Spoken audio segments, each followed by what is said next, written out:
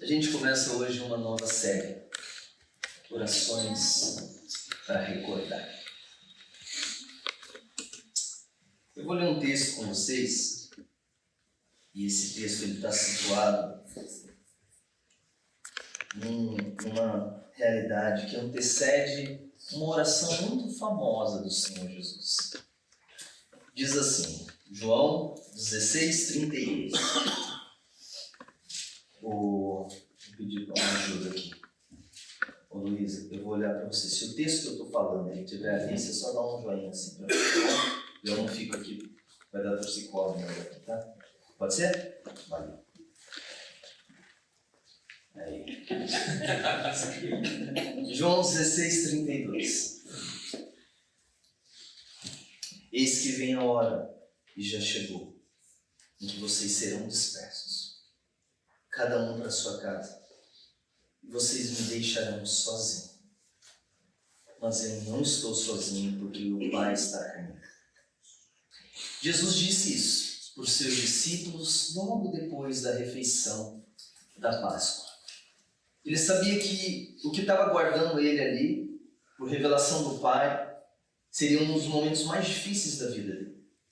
Um momento complicadíssimo. Um momento em que ele seria preso, um momento em que ele seria traído, um momento em que iniciaria uma série de acusações contra ele. E ele vai fazer algo na sequência que gerou em mim essa semana assim, profundas reflexões. Sabe por quê? Imagina que você sabe que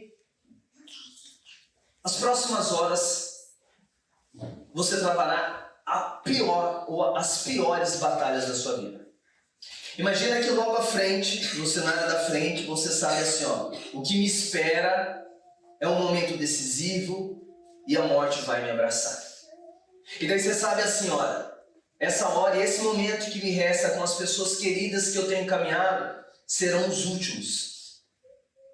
Daqui para frente não verei mais a minha esposa, os meus filhos, os meus pais, os meus amigos da caminhada. Não verei mais eles. Porque eu estou num momento decisivo da vida. Numa situação dessa, onde você sabe que o cenário ali está se consumando, você está sabendo disso. A pergunta é, o que faríamos? O que eu e você faríamos com essas pessoas?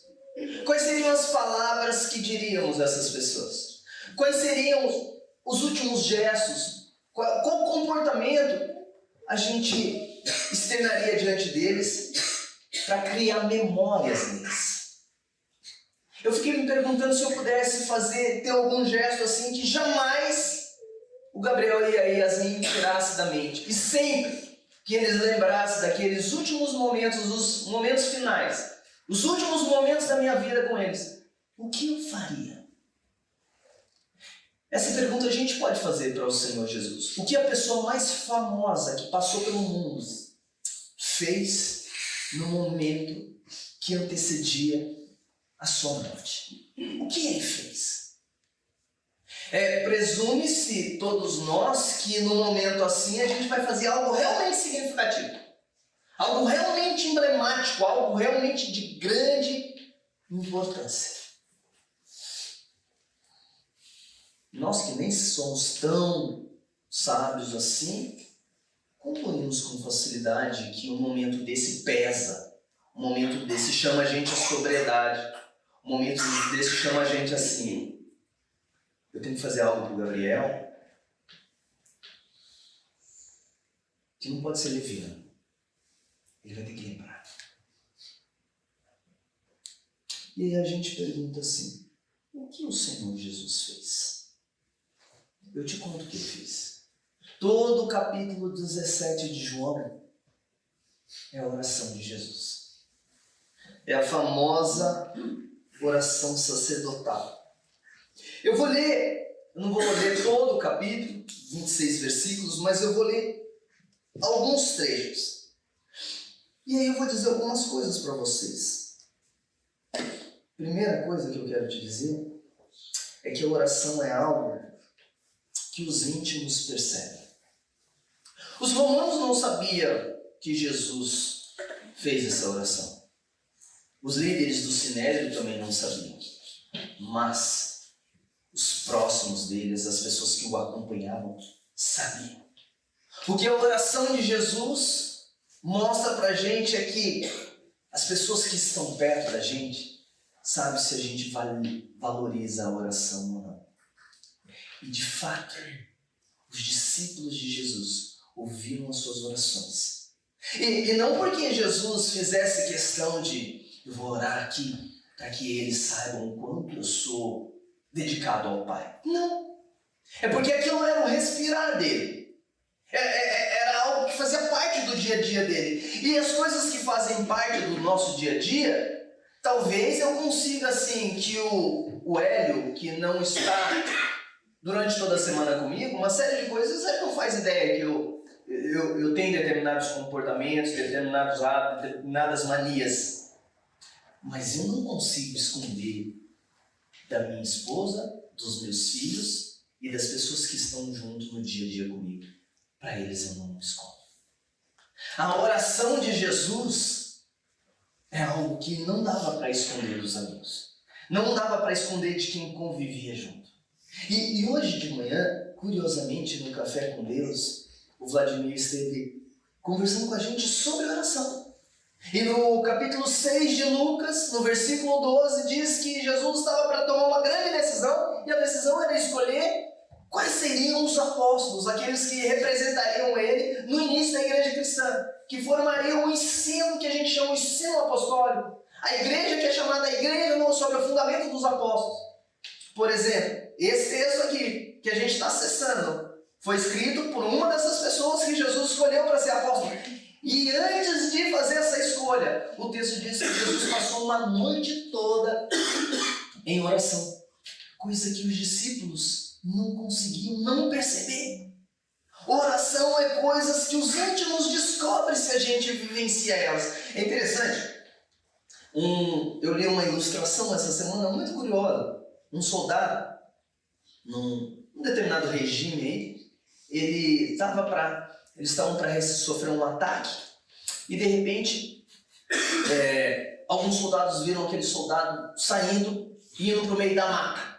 Ficou-se aquela suspeita de onde ele foi um desertor, ele foi avisar os inimigos, ele é um espião e nada, dali a pouco passa um tempo, no meio da madrugada o rapaz volta, o soldado volta e prendem ele. E diversas acusações, diversas informações sobre ele, suspeita, aquele negócio mal explicado, onde que ele foi, e ele era um crente.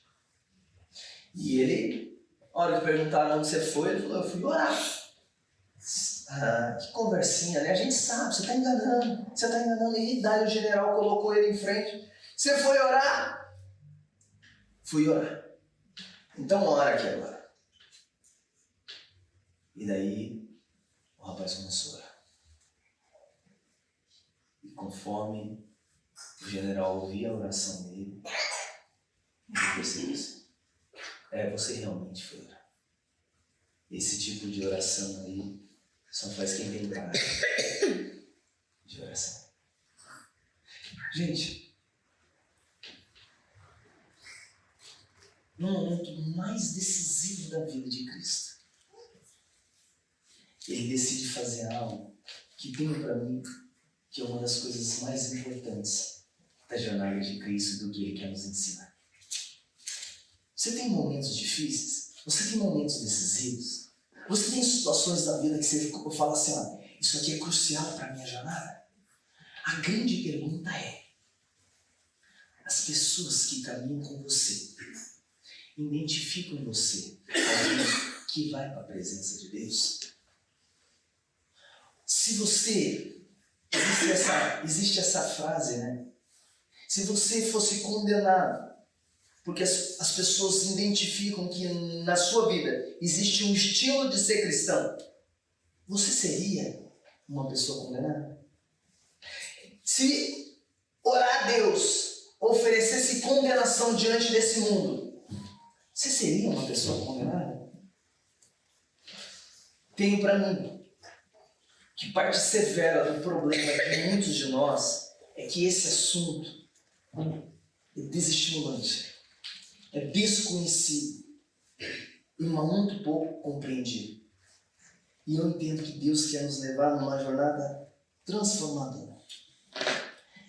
Quando a gente olha para a oração, a gente percebe, os amigos sabem que a gente ora. E uma segunda coisa que dá para perceber é a seguinte. Interessante o Rodrigo ter falado sobre o texto de Coríntios.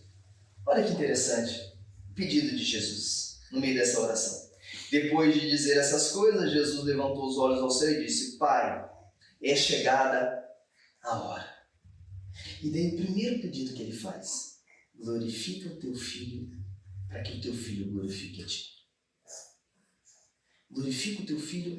Gente, eu não sei se você está entendendo, se você está comigo. Ele está pertinho da morte. Ele está pertinho de encontrar um momento desolador, o pior desespero da vida do Senhor Jesus e da vida de qualquer um de nós. Não porque ele veria a morte, mas porque toda a ira de Deus, que deveria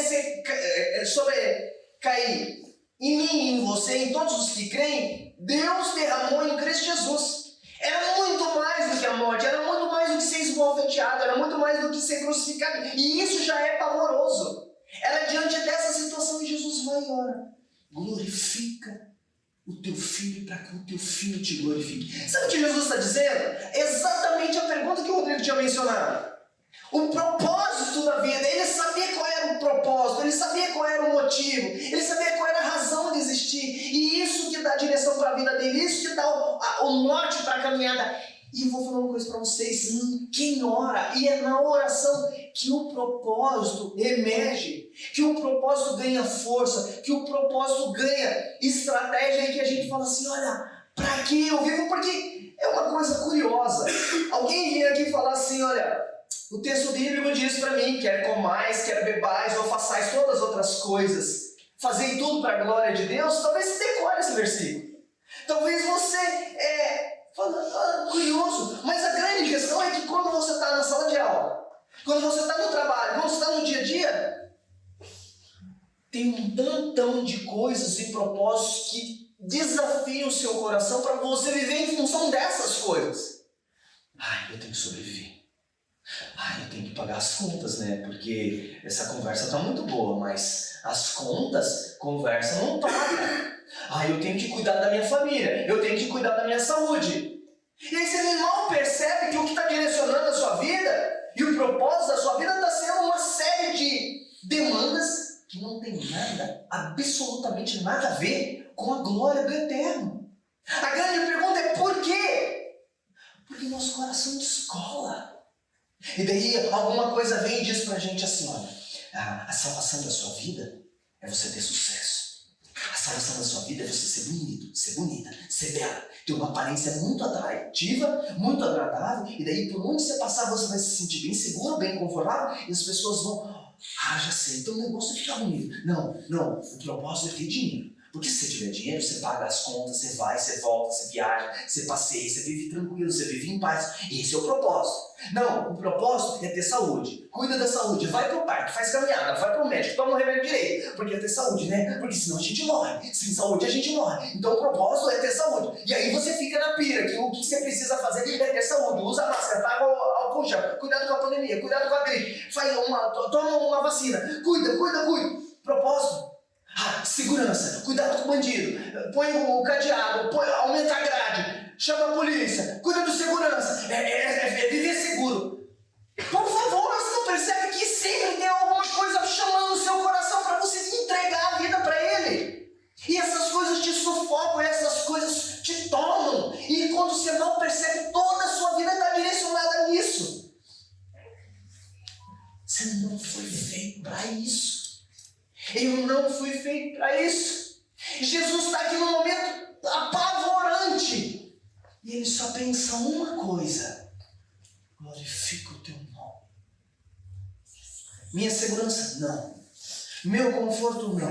Serei abandonado? Não. Meus amigos me deixarão e me trairão? Não.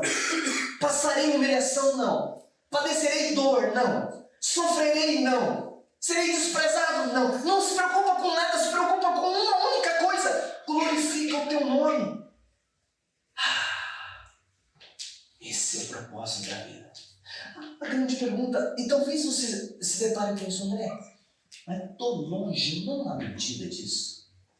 Mas André, eu estou tão longe de viver assim, que a pergunta é como eu faço?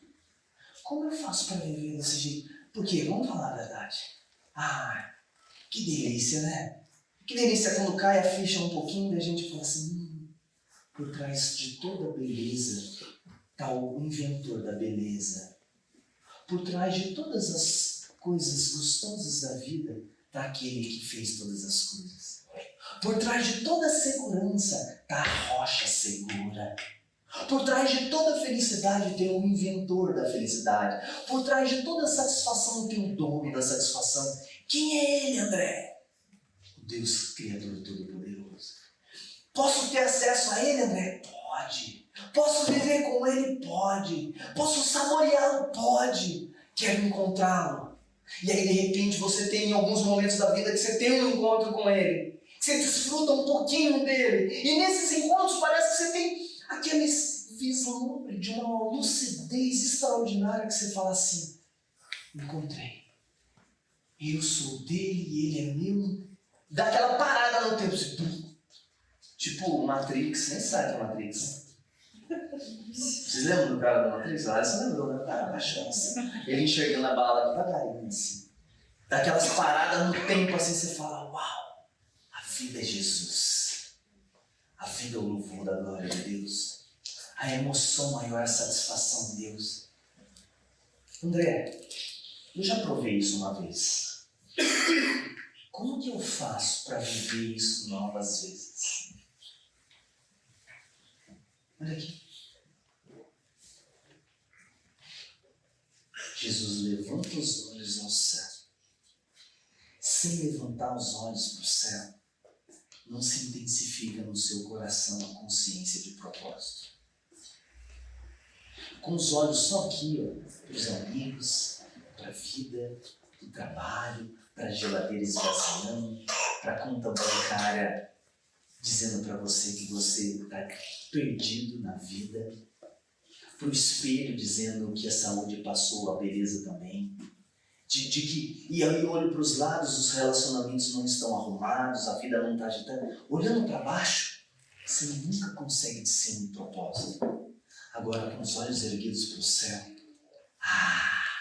aí o propósito cai a ficha, daí você fala assim, Senhor, quer na vida e na morte, quer na alegria e na doença, eu te glorificarei e o Senhor será glorificado na minha vida. Essa é a razão da minha existência.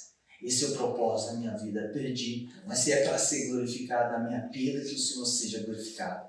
Se é para ser glorificado na fratura, que o Senhor seja. Aí a vida começa a ganhar outra dimensão. E aí você entende, é para isso que eu nasci. É para isso que eu fui criado. É para isso que eu existo. É para isso que eu vim a esse mundo. É para dar glória. Olha, gente, tem um documento da tradição cristã. Hoje a gente comentou sobre alguns deles na integração, sobre os catecismos, as confissões de fé, e a galerinha aqui de mais caminhada na igreja reformada, sabe qual é o fim, qual é o objetivo, qual é o propósito de todo ser humano.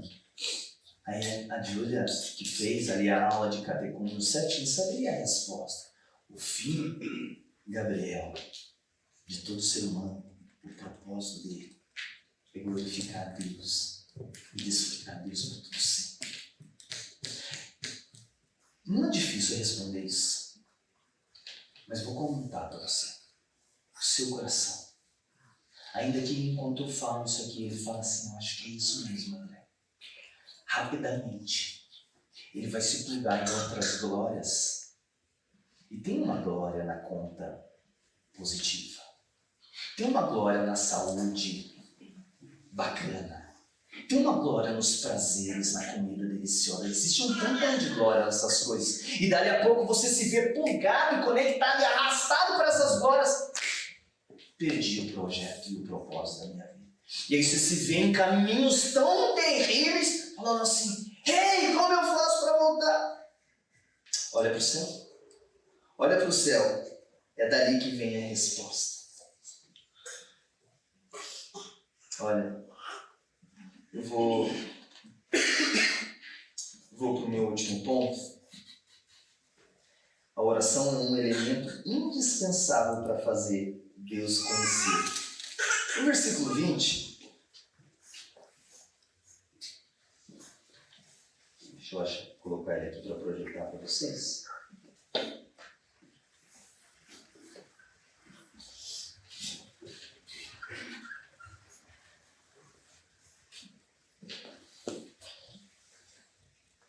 Olha lá, não peço somente por estes, no meio da oração Jesus orando, mas também por aqueles que vierem a crer em mim, por meio da palavra que eles falarem, a fim de que todos sejam um. E como tu, ó Pai, está em mim e eu em ti, também eles estejam em nós, para que o mundo creia que tu me enviaste. Espetacular é esse pedido de Jesus. Várias vezes eu fiquei pensando assim, não peço somente por estes, e eles olhando para os discípulos, mas também pelo André, porque eu estou nessa lista aqui, também por aqueles que vierem a crer em mim. E você também está nessa lista. Aí o que Jesus está pedindo para você? Crer em mim por meio da palavra que eles falaram. Foi assim mesmo que a gente creu, por causa da palavra, a fim de que todos sejam um. Aqui vem não tem como ter união aqui sem oração.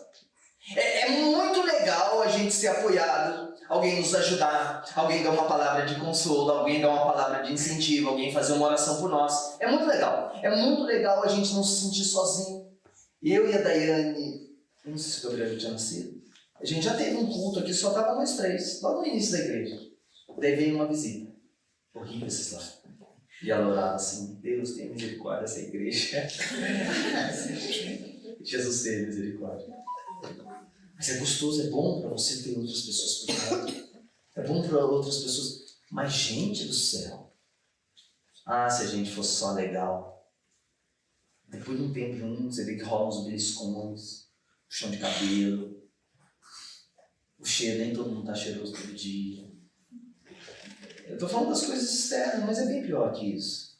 É incômodo, é jeito de ser diferente. Para ficar junto é um milagre. E Jesus já sabia disso aqui, orando, Senhor, eu oro para que eles sejam um, porque se eu não orar, eles não vão ser um. E como tu, ó Pai, está em mim e eu em ti, também eles estejam em nós. Eles convivendo, eles estão em comunhão com a gente, para quê? Para que o mundo creia que tu me enviaste. Gente, o mundo só vai crer à medida que nós em Cristo dê testemunho desse Senhor Jesus. Mas como que Jesus possibilita? Tem um monte, essa oração é linda, é fantástica, é maravilhosa. Aguarde em Deus que Deus te leve a ler não somente Colossenses 1, que o Rodrigo mencionou, mas João 17. Agora, é curioso, né? Jesus orar para que o mundo conheça Ele. Orar para que a gente esteja no Pai e esteja em Jesus. E orar para que a gente seja um, para que Jesus seja conhecido. Nós não temos outra possibilidade. Essa missão nos é dada. Essa missão te é dada. E qual é a forma da gente poder ter uma boa convivência aqui? Qual é a forma da gente conseguir ser agrupado sem se odiar, sem se matar, sem se acabar um com as outras, sem ser danoso para o outro? Sem ser uma pessoa que complica a vida dos outros, mas que faz bem para a vida dos outros. A única chance, gente, é em oração. É interessante que Jesus tem um tanto de demanda aqui. Aqui ele vai ter um pedido para a gente ser livre do mal, um pedido para que a gente seja um pedido para que a gente seja santificado na verdade, um pedido para que o Pai glorifique o nome do próprio Pai na missão de Jesus. É um tanto de coisas que eu e você queremos. E Jesus dá a letra, como é possível alcançar essas coisas de um jeito só? João capítulo 17 é uma oração. A resposta é orando. A resposta é orando. Você precisa aprender a falar com Deus. Crente, discípulo de Jesus. Você precisa orar. Ouça essa minha palavra aqui. Você precisa aprender a falar mais com Deus. Você precisa aprender a derramar. Quando a gente pergunta para o próprio catecismo o que é oração, eu acho tão linda a resposta. A resposta é: oração é derramar o coração em petição, em confissão, em louvor e gratidão. Mas eu acho essa derramar o coração. Você precisa aprender isso. O seu Senhor que te salvou te ensina isso e Ele quer que você aprenda. Mas olha, eu vou falar uma coisa para você. Isso não é coisa que se aprende de ouvir falar. Você não aprende oração? Aprendi. O que a gente aprendeu hoje? Oração. Não, aqui foi a aula teórica. É igual, não dá para explicar como que anda de bicicleta. Ele vai falar assim, ouvi uma aula de bicicleta. Agora sei andar de bicicleta. Não dá. Você tem que ir fazer. Sabia que a minha surpresa por esses dias? Olha, em janeiro desse ano, o Tim Keller, falecido, está com o Senhor Jesus, ele concedeu uma entrevista e afirmou que a doença dele levou ele a uma transformação em sua vida de oração. Palavras do Tim Keller, agora entre aspas, palavras dele. Quando se trata de oração, eu realmente pensava que tinha uma boa vida de oração. E quando passei por essa dimensão, no caso com câncer, percebi que a minha vida de oração não era muito boa. Saber que você realmente vai morrer muda a maneira como você olha para o seu tempo, a maneira como você olha para Deus, a maneira como você olha para o seu cônjuge. Tudo muda quando você realmente percebe que o tempo é limitado e você é mortal. Eu achei curioso, eu falei assim, Jesus perto da morte, ora. E o Tim Keller está entendendo aí. Quando eu li isso aqui pela primeira vez, ele não tinha falecido ainda. Mas o interessante é que nesse mesmo ano, Ronaldo Lidório, que é um pastor, um missionário que eu admiro bastante, já falei de outras vezes, ele escreveu algo no Instagram dele falando assim, lembro-me de ter uma entrevista com o Billy Graham, lembro-me de ler uma entrevista com o Billy Graham, já em sua fase idosa, em que ele foi perguntado o que ele mudaria se fosse iniciar novamente a sua vida adulta. Ele respondeu que oraria mais, estudaria mais e viajaria menos. O ministério desse homem foi para pregar para multidões. Teve um lugar onde o Billy Graham foi pregar que teve 3,2 milhões de pessoas para ouvir. Ele pregou para o mundo inteiro, passou por mais de 100 países. Perguntado para ele, no momento final, o que você teria feito mais? Ele disse, eu teria orado mais e estudado mais. Se você pudesse, essa semana, gravar memórias entre os seus entes queridos, memórias inesquecíveis. Não algo fictício, assim, se tira uma foto comigo, mas coisas que você gostaria que tocasse a vida deles. Que eles nunca esquecessem. O que você faria? Eu sei que vinha na cabeça, eu faria aquele diria eu te amo, né? É evidente, tem que fazer isso mesmo. Mas eu acho que a gente pode seguir as pegadas do Mestre. As pegadas do Mestre. Se eu e vocês perguntássemos para João, para Pedro, o que o Senhor fez? O que o nosso Senhor fez antes de ir para a cruz? Naquele momento terrível, onde o mundo escureceu em pleno meio-dia. Tamanha foi o peso da ira de Deus sobre Jesus. Pedro, João e Tiago diriam assim. Ele fez o que ele sempre fazia. Fazer com muita propriedade, com muita intensidade. Ele passou um tempo bem importante na presença do Pai.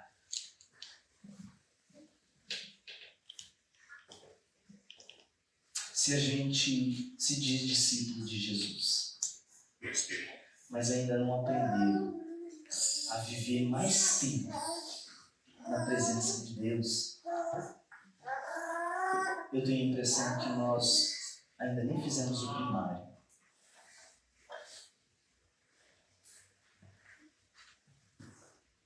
É perigoso isso que eu estou falando, porque nosso coração é muito inclinado ao legalismo, a cumprir regras, a falar assim, só vou ficar bem com Deus se eu orar. Eu já tive contato com pessoas que se sentiam assim, como está a sua vida? Eu estou muito mal, por quê? Porque essa semana eu não orei. E a pessoa estava desesperada, porque ela achava que a vida dela só estaria com joinha, com estrelinha diante de Deus se ela tivesse a semana inteira orado naquele tempo que foi programado. Ela não fez, estou com vergonha de olhar para Deus. Aí para essa pessoa eu tenho que dizer assim, olha, o Salvador orou por você. O Salvador orou do jeito que você nunca vai saber orar. O Salvador orou por você quando você não tinha nem olhado para Ele. Ele já te amava. Deixa eu dizer para você, Ele continua sendo nosso intercessor. A Bíblia diz assim que a gente tem um advogado junto ao Pai. Ele ora por nós quando a gente não tem força. Ele lembra da gente quando a gente não lembra dele. E nenhuma oração vai te colocar numa situação melhor com Deus, tá? Não tem ninguém aqui para assim, olha, tem um grupo dos melhores alunos de Jesus. Galerinha aqui, ó, que tá na oração das 6 da manhã e das 6h15 da tarde. Nossa, esse pessoal tá com crédito no céu, você não faz ideia. Você, tá? Nem sei como que você tá. Deve estar em dívida. Esquece disso, tá? Não tem nada disso. O nome e o sangue de Jesus deixa todo mundo aqui numa situação muito confortável. Deixa todo mundo aqui aprovadíssimos. Agora, eu vou contar uma coisa para você. A maturidade é uma jornada. Tudo bem, você vai ficar na beira da praia e você já molhou o pé na graça de Deus. E nunca mais esse mar de amor vai deixar de te tocar. Mas muitos de nós ficam bem no rasinho. A graça nunca é merecida, mas a profundidade tem custo. Desculpa falar isso. A profundidade demanda empenho. Em todas as realidades. Quer ser um bom profissional? Seja dedicado e empenhado. Quer ser um bom aluno? Quer surpreender? Quer sair da mediocridade? É com estudo, dedicação e horas. Quer ser um bom praticante de esporte? Disciplina, empenho. Quer passar no concurso? Rale. Quer oferecer excelentes trabalhos? Tempo, esforço e dedicação. Então, é graça de Deus? Sempre será graça de Deus. Mas profundidade demanda esforço. Quer orar mais? Eu vou falar uma coisa para vocês. A graça de Deus nos ajuda. Mas você vai ter que fechar sua porta do seu quarto, ficar lá às vezes batendo cabeça falando assim, Jesus, se o Senhor não me ajudar, eu não vou conseguir completar 2 frases aqui. Mas se o Senhor me ajudar, pode ser que eu passe alguns minutos a mais do que eu estou acostumado. Senhor, eu não cheguei aqui, eu já estou querendo, eu estou com fome. Eu já estou querendo assistir ao Netflix aqui. Eu não quero ficar aqui, mas eu preciso. Porque eu estou querendo mais profundidade com o Senhor do que o prazer do entretenimento. Eu estou querendo ouvir mais as palavras do Senhor do que as notícias que me apavoram. Eu estou querendo confiar mais no Senhor do que o saldo que a conta está dizendo que a minha vida está acabada. Eu preciso de experiência e relacionamento com o Senhor e eu não vou sair desse quarto enquanto eu não tiver clareza de que o Senhor me deu o que eu estava procurando. Eu vou falar uma coisa para vocês. Como somos obstinados com porcarias. Como somos empenhados em tempo com tantas outras coisas que pouco nos agrega. E daí nós dizemos assim, ó, confiamos na verdade, confiamos na palavra de Deus, confiamos que Jesus, se eu perguntasse, fizesse uma enquete, você acredita que Jesus tem os melhores caminhos para você? Possivelmente você falaria sim. Você confia que Jesus tem a melhor jornada para você? Sim. João capítulo 17 diz pra gente que entender o propósito da vida, oferecer para as pessoas as melhores memórias e promover a missão de Deus no mundo passa pela jornada da oração. O nosso Senhor passou por isso. E é porque Ele ora que a gente está aqui. E é porque Ele orou que a gente está aqui. Mas eu quero mais. Eu sou pastor de vocês. Muitos já têm isso com clareza no coração. E eu estou com muita certeza que Deus está nos chamando para um tempo muito diferente. Muito diferente do que a gente está acostumado. Não é uma coisa pontual da nossa igreja, que eu estou vendo esse movimento em muitas outras realidades de outras igrejas. Eu não sei o que está acontecendo no mundo, porque simultaneamente a igreja está tendo um despertamento. Mas o mundo está feio, gente. Só que é o seguinte, eu quero ouvir as notícias do reino de Deus. Tem gente que está muito antenado com as notícias da economia. E eu sei que eu não posso me alienar disso. Mas eu estou muito feliz de saber que tem muçulmano tendo sonho com Jesus. Tem gente com as notícias de que talvez uma outra pandemia está aparecendo. Não sei. Eu estou ouvindo notícias de que Jesus está curando. Que Jesus estava revelando o seu nome, inclusive no hospital. Para muita gente que está acamada. Eu estou de olho no reino de Deus e eu quero olhar para o reino de Deus. Eu tenho para mim que Jesus está chamando a nossa igreja para participar ainda de coisas mais formidáveis. Eu queria que você não ficasse de fora. Eu queria que você respondesse quais são as memórias que você quer que fique para as pessoas que te amam. Eu quero, de verdade. Eu quero que lá na frente, quando meu filho, minha filha for falar de mim, das muitas coisas que não vou escapar, né? Porque eu apronto demais com eles, tadinhos. Mas quando eles lembrarem de alguma coisa positiva, eu queria que nessa lista tivesse assim. Meu pai falava com Jesus. Eu tenho certeza que meu pai falou muitas vezes com Jesus. E eles têm isso aí como uma receita para a vida deles. Mas eu queria que vocês também soubessem. Não dá para ficar, né? Postando foto, eu orando lá em casa, mandando no grupo da igreja, gente, estou orando. Não dá para fazer isso. Mas eu quero que as minhas palavras, a minha vida, sinalize que eu tenho caminhado com Jesus. Eu estou orando por isso. Mas mais do que você ter uma boa impressão, eu queria que você fosse convidado a isso. Eu queria que você falasse assim, essas coisas estão acontecendo com a vida do André e com a vida de outras pessoas aqui na igreja, parece tão legal. Acho que eu vou pegar essa dieta para mim. É isso aí. Vamos fazer um combinado? Só amanhã, tá? Hoje eu não preciso. Hoje eu ouvi bastante, está cansado, você vai dormir. Mas só amanhã. Nenhum outro dia da semana. Põe no seu coração, Jesus, amanhã eu vou tentar dar um tempo de qualidade. Só amanhã. Se isso rolar, é bem possível que na terça você não vai conseguir resistir. Mas só amanhã, tá? Fala assim, Senhor, só amanhã. Talvez amanhã seja o nosso último dia. Não sei, né? Não delonguei o tempo aqui. Mas eu quero muito que você esteja. André, eu não sei orar. O que eu faço? Às 6 da manhã e às 6h15 a gente está oferecendo um link para quem queira estar junto. Se eu entrar naquilo lá, tem que orar, André? Não. Você pode só ouvir. Se você manda um recadinho no WhatsApp para mim, André, eu não vou orar, tá? Só vou participar. Tá ótimo. Vai ali ouvir. André, não posso às 6 da manhã, não posso às 6h15 da tarde. Chama alguém, conversa com alguém ou vai sozinho. Mas pelo amor de Deus, vá. Vamos orar para encerrar? Senhor Deus,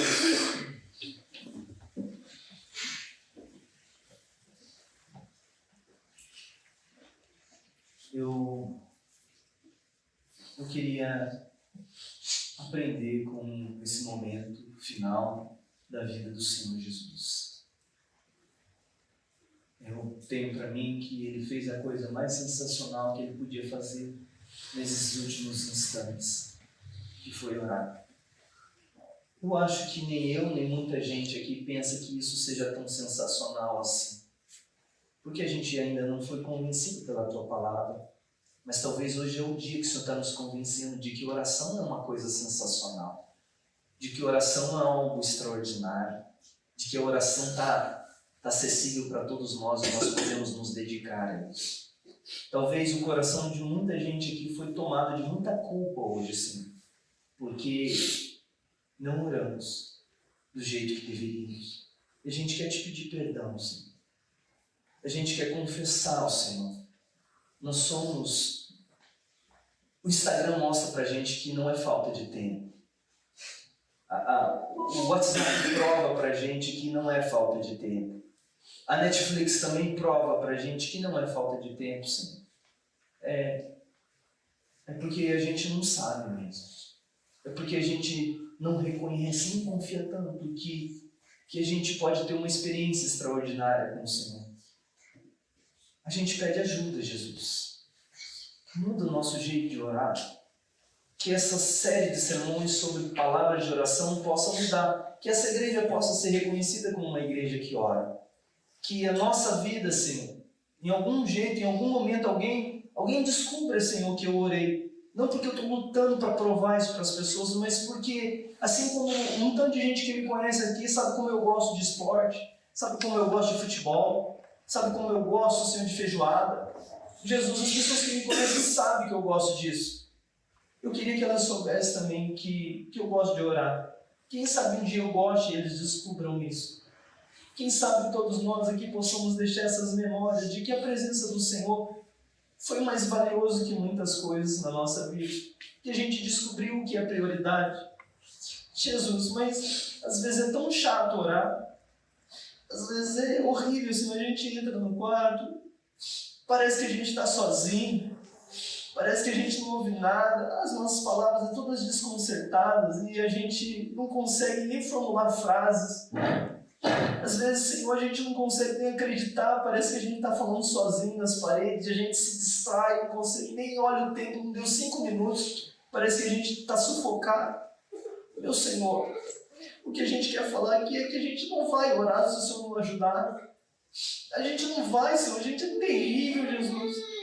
É bem possível que se o Senhor não socorrer aqui, amanhã a gente não vai conseguir fazer nada disso. E a vida vai ser igual, fria, distante, a gente longe dos propósitos, deixando memórias terríveis para as pessoas e não cumprindo a sua missão.